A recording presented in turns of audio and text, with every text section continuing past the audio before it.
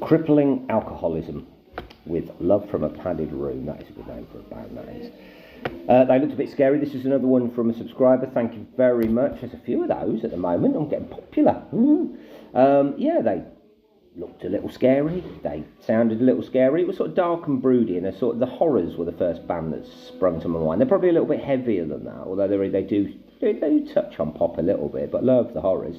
Glad it was a singer and not a screamer, although he does do a bit of screaming. It's more in a Nick Cave or a Black Francis from the Pixies kind of way, rather than Cradle of Filth. It's a sound that I don't really like very much, but I enjoyed this more than I did usually, so that's a compliment. One foot in goth, certainly. Bands like The Mission and Sisters of Mercy sprung to mind, and there's definitely nods towards that late 80s goodness, and also a darker end of grunge, so sort of nearer Soundgarden maybe, Jesus Christ pose, rather than sort of Pearl Jam or Nirvana. Yeah, or maybe Pearl Jam if they're really depressed. All of it's positive, but it didn't blow me away. A bit of Tom Waits in his voice, which I liked. I'd love to see Tom Waits as a lead singer of a rock band. I think he would have been absolutely brilliant if he hadn't gone down the piano lounge route.